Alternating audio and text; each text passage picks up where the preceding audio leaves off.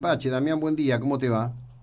Buen día, ¿cómo estás? Bien, muy bien. Bueno, el otro día veía un extracto de un informe tuyo al respecto de la cuestión de nivel de actividad económica, consumo a nivel industrial, comercial y hogareño, donde se plantea una medición interanual que habla del 1% de contracción, 4,9% a partir de septiembre, tendencia de 2,9 en octubre, 4,3,9 en noviembre. Decime, ¿cuánto de esto de contracción tiene que ver con menor utilización industrial y cuánto de esto tiene que ver quizás con que el consumidor se esté volviendo racional y, por ejemplo, cambiando heladeras o cambiando lámparas por LED o municipalidades, como está pasando acá, que cambian por LED, lo cual significa activamente tiene que bajar la cantidad de energía consumida de manera estática, ¿no?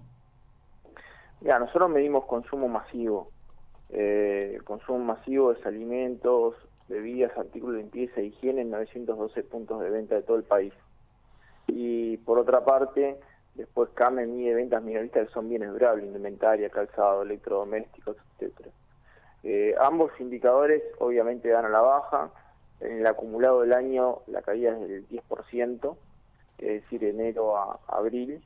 Y cuando uno ve la actividad económica, desgraciadamente desaceleró su caída en abril, pero no recuperó la tendencia interanual hacia un crecimiento. Y bueno, estamos en una situación donde el gobierno recién está intentando nuevamente, digamos, te diría por segunda o tercera vez, tratar de reacomodar las variables macroeconómicas. O sea, Ujú. tenés una alta tasa de interés, eso genera una restricción del crédito para capital de trabajo en el sector industrial y comercial. También genera un desincentivo hacia el financiamiento del consumo. Tenés una pérdida de poder adquisitivo por evolución de la inflación, aún sin resorte de paritarias. Tenés una situación donde la desaceleración de la inflación es siempre una promesa, porque hay una variable que es el ancla del tipo de cambio, que por ahora lo sostiene, y hay mucha incertidumbre respecto de que eso pueda llegar a mantenerse en contexto eleccionario, ¿no? Ujú. Es decir, vos sos de los que creen que todavía el dólar puede subir más. Yo soy de los que creen que todavía el dólar puede llegar a subir más. Creo que estamos en un contexto donde llegada las elecciones y se van adelantando escenarios, el mercado va a tomar decisiones. El mercado es tanto los fondos institucionales que incorporan miles y miles de millones de inversión, como los ahorristas particulares, que somos los propios argentinos. Ujú. En ese sentido, siempre en contexto eleccionario hubo movimiento al mercado cambiario, se va a volver a producir, no sabemos la intensidad de ese hecho. Ujú, ujú. Y eso, digamos, vos qué lo interpretás, por el lado del miedo, digamos. Lo interpretás por el lado de que cuando vos tenés incertidumbre respecto del liderazgo político futuro, el peso ha mostrado, incluso en la gestión Macri, que no es una buena inversión. El que estuvo en pesos el año pasado, una tasa del 27%, el dólar devaluó 125%. O sea, el peso se devaluó 125% respecto al dólar. La moneda norteamericana se apreció en el mundo. Y bueno, frente a la incertidumbre que genera algo que no sabes quién va a ser el próximo presidente, qué decisiones va a tomar, etcétera, eh, bueno, los argentinos prefieren ubicarse en dólares. Recordemos lo que pasó en la última elección nacional. En la última elección nacional, Macri dijo: no voy a devaluar. Lo primero que hizo fue devaluar. Ujú. O sea que aquellos que se posicionaron en dólares tuvieron razón. Sí, tuvieron razón. Terminó devaluando, y obviamente aquellos que estaban en dólares generaron mayor nivel de retorno que aquellos que se quedaron en pesos. Bien, y decime, con esta nueva situación en el tipo de cambio, ¿la situación al respecto de cuando Macri asumió es la misma? No, tenés un tipo de cambio mucho más competitivo. Sin embargo, hoy tenés mayores necesidades de que ese tipo de cambio responda con mayor nivel de exportaciones. ¿Por qué? Porque tenés una balanza comercial pisada. ¿Qué significa eso? Al caerse la actividad económica, nosotros estamos teniendo mucho menor nivel de importaciones, y las exportaciones, si bien crecieron, es muy finita. vos no podés retrasar el tipo de cambio porque Argentina necesita justamente dólares genuinos para pagar su deuda. Por lo cual, a diferencia de aquel momento donde Argentina no tenía tanto nivel de endeudamiento externo y tantos compromisos tan cercanos, ahora es una necesidad, una urgencia que el tipo de cambio no se retrase. Entonces estamos en escenarios diferentes, ahora hay un condicionante muy grande para que ese tipo de cambio no se retrase. Antes estaba pisado para sostener ficticiamente la inflación y no tenías necesidad de financiamiento externo porque tenías un cepo, entonces vos le pagabas a los acreedores, pero no estabas ocupado de la generación de esa divisa, lo cual hizo que también tengamos niveles de reserva bajísimos a nivel histórico, ¿no? Claro, bueno, yo te digo, a ver, como todos, ¿no? Quiero que alguna vez la macro se ordene. Mi lectura personal es que desde el Rodrigazo para acá la macro nunca se ordenó de verdad. Siempre hubo estas situaciones de parche. El Banco Mundial, en una estimación sobre Argentina, esto no es para vos, que lo sabes mejor que yo, digo, es en el contexto general de la conversación ante la audiencia, dice que de la década del 50 hasta ahora hemos tenido 14 situaciones de recesión. Esto está vinculado, bueno, justamente a un esquema de estas características. ¿Vos crees que lo que se está haciendo en el tema del ordenamiento de las variables no es correcto, digamos, que por eso, además de la cuestión electoral, está esto que vos describís? Mira, te sumo un par de datos más que ayer leí una columna de Sibona que me parecía buena en La Nación, que él comentaba que no solamente tuvimos todos esos niveles de recesiones, sino que solamente 3 años tuvimos superávit, que Argentina creció en promedio 0,7% de mitad del siglo XX hasta ahora. Es el segundo crecimiento más bajo después de Sudáfrica, que tuviste 3 hiperinflaciones y que la inflación promedio fue el 68% interanual. Entonces, cuando vos ves la situación de las actuales variables macroeconómicas, ves que bueno, el gobierno tuvo mucho optimismo respecto de que le podían financiar parte de lo que yo digo un neopopulismo. ¿Que es un neopopulismo? Bueno, Macri expandió el gasto social, Macri entregó más planes sociales hacia el camino de las elecciones legislativas y eso se financió con deuda externa. Es decir, lo que antes el kirchnerismo financiaba con emisión, Macri lo financió con endeudamiento externo. El mercado le dijo, no te financio más, y bueno, hoy estamos en una situación aún más delicada, ¿no? Porque estamos con la deuda y con niveles de producción muy bajos, con las variables macroeconómicas tan distorsionadas que generan un nivel de riesgo país importante para que nos sigan financiando el mundo, y con bajas expectativas de recuperación de los niveles de producción fundamentales como para que Argentina pueda hacer repago de eso que se ha comprometido, ¿no? Ahora te pregunto, Damián, con el respeto, yo te sigo con el respeto que me impone tu expertise, ¿no? Está volando la exportación de carnes. Se ha abierto un nivel de mercado. La última decisión de China, diciendo que la certificación de SENASA es más que suficiente, abre unas oportunidades absolutamente enormes.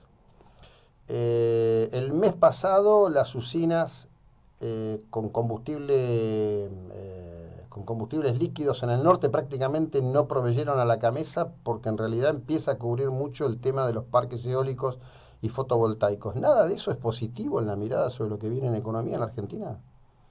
Sí, yo creo que en ese sentido que mencioné que han crecido las exportaciones, pero en el caso de Argentina tener un rebote de la economía que posiblemente le suceda el año que viene. Todos los indicadores, cualquier consultora que tengas, incluso el Fondo Monetario Internacional, dice que Argentina va a crecer 2,6%.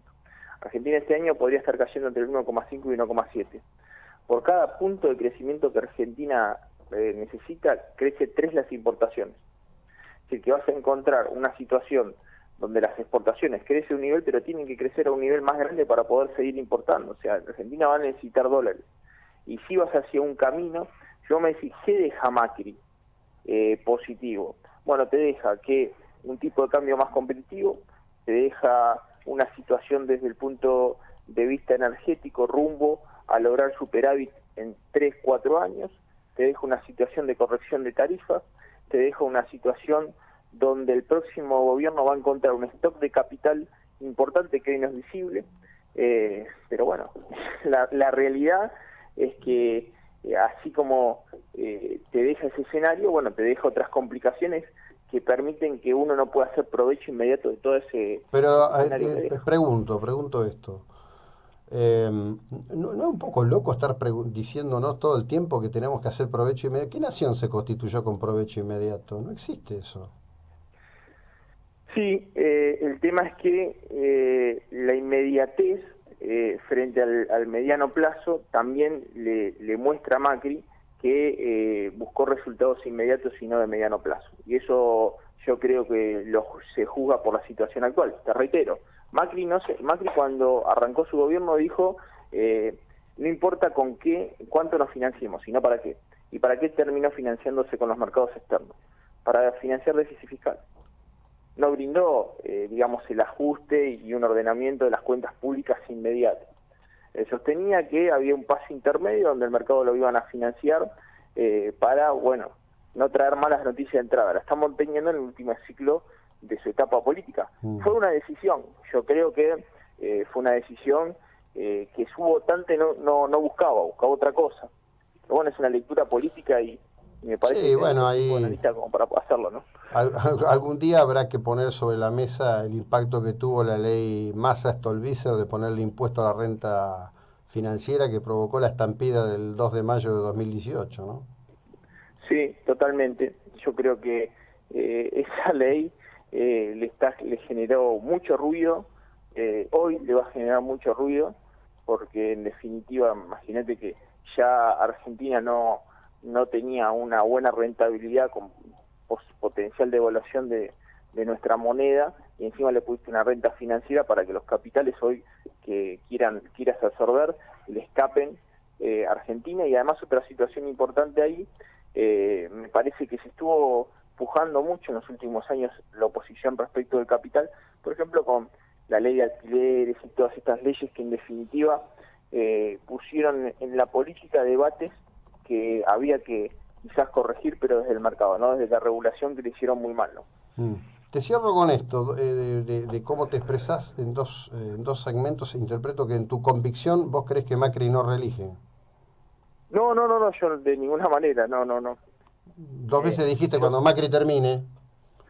No, termina su mandato, Macri. Sí, No sé sí, eso está claro. si va a continuar porque no depende de mí. No, de ninguna manera. Es más, yo creo que hoy el escenario está muy difuso. O sea, si vos me decís hace 6 meses atrás, y te estoy diciendo septiembre, antes de la estampida de nuevo, una inflación de vuelta importante, creo que estaba todo dado para que Macri sea reelecto.